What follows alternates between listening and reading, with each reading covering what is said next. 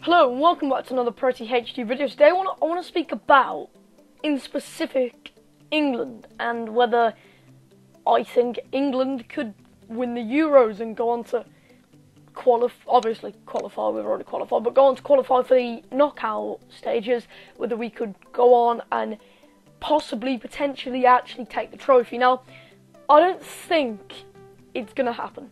I think we're not quite ready yet. That's the early roundup of this video.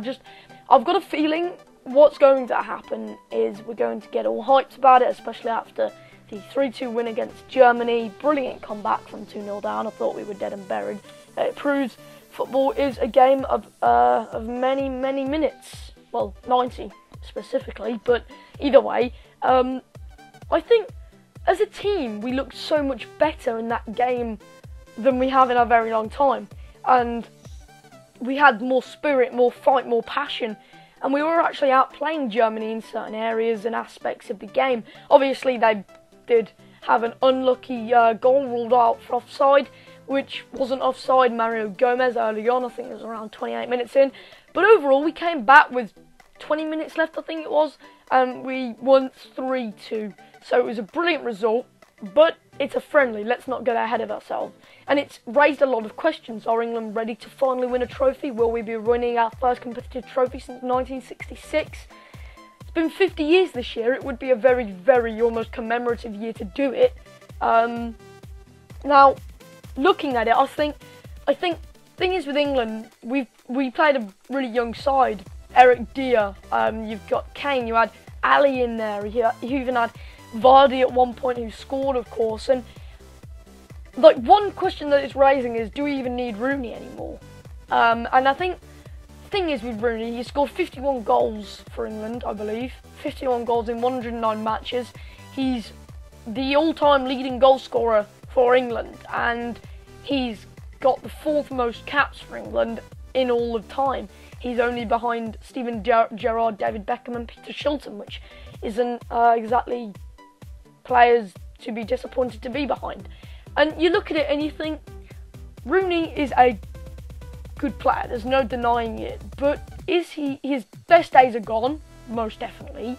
And whether he'll even be fit for the Euros, I don't know. He could actually be ruled out because of injury, who knows.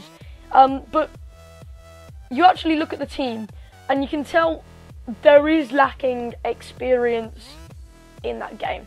Early on, Jack Butland, real shame. Being a Blues fan, obviously, I love Jack Butland. I think he's a brilliant keeper, and he's done a really, really good job for himself at Stoke, especially since Begovic left and sat on the bench at Chelsea. And I think he's done a brilliant job for himself. He's been superb all year, and then it's a real shame, and you really saw it in his face.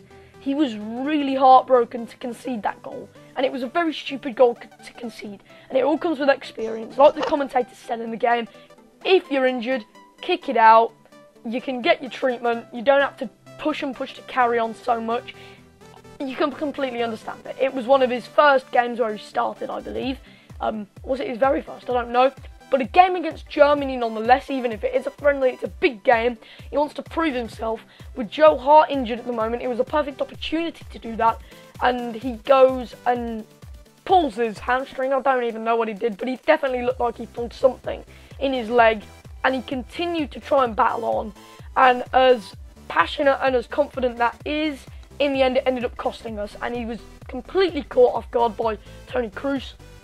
And Kroos got a brilliant goal.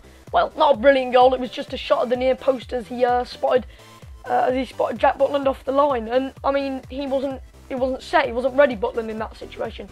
And that's where the lack of experience really is shining through, and that's where Germany do punish you.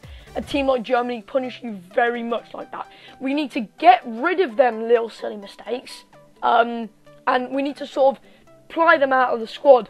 But the thing is, that all comes with experience.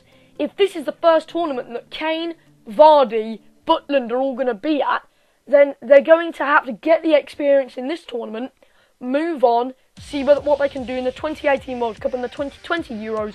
To be honest, Vardy by the 2020 Euros, he won't really be there anymore. Let's be honest, he's a late bloomer. We've got a few tournaments with him, 2 probably maximum, and by the 2020 Euros, he'll probably be dead and buried in the past, unfortunately. I know that is a really harsh truth of it, unless he is so much of a late bloomer that he carries on playing very, very well into his 30s. Who knows? He can, I suppose. There's nothing to say he can't. But 4 years in the future, I think he's going to be 32, 33 years old. And by that age, I think he's going to be a goner, to be honest. No disrespect to him, because he's brilliant at the moment. So we want to see his best of days in this Euros, in this World Cup. Now, I think it's all been the wrong timing, to be honest, for England.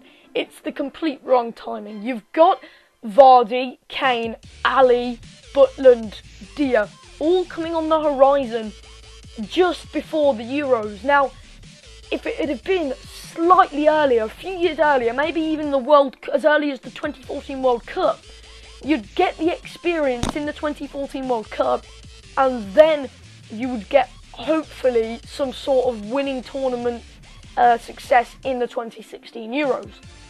Of course, it could work both ways. You could get the experience in the Euro 2016, go to the World Cup and win it, but of course it's debatably harder to win the World Cup due to the range of other teams. You've got Brazil, Argentina, teams like that, even like the USA are coming up new.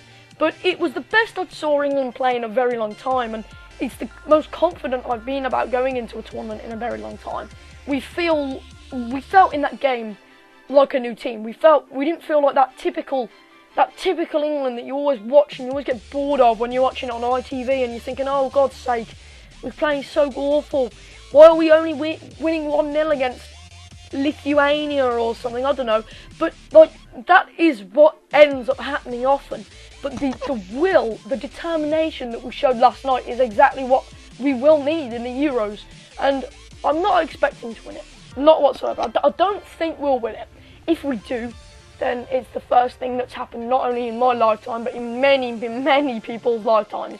Like literally, most of our modern generation haven't experienced England winning a World Cup or a Euros. It would be such a sensational feeling.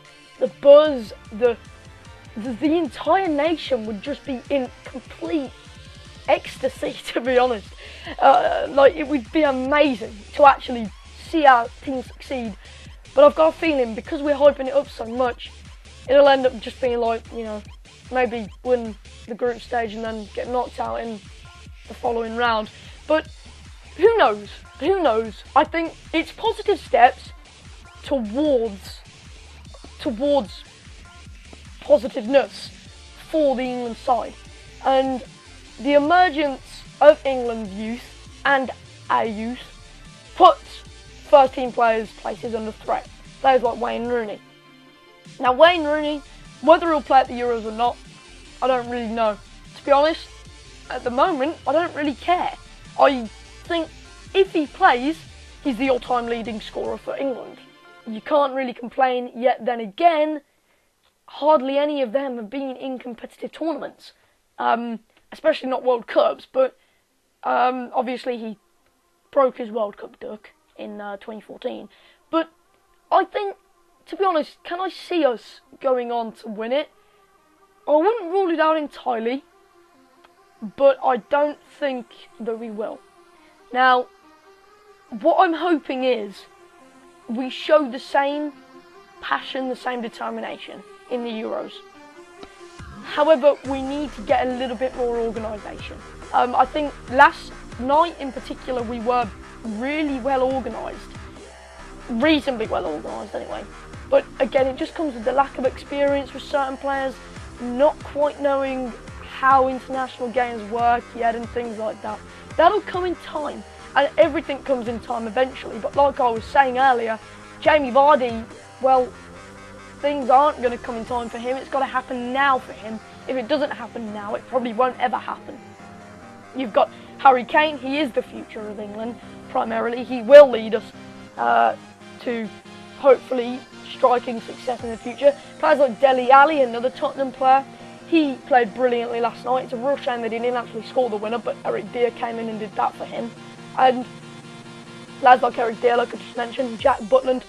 The only place that I'm sort of worrying about at the moment is the defensive areas. Now, you've got Nathaniel Klein, who is an up-and-rising player. He's already proved himself quite well in the Premier League with Liverpool and Southampton alike. And then centre-back wise, who do we have? Right, Chris Smalling had an okay season, I suppose. I don't really rate him myself. I've never really liked him. And I know that a lot of people are arguing that he's had a brilliant season, but a lot of people aren't noticing a lot of the mistakes he's making. But then again, he has had a better season than previous years, then again, that's not saying much. But then you've got, who else? Gary Cahill. He's past his day. I did like Cahill, bloody hell. No, but I did like Cahill a few years ago.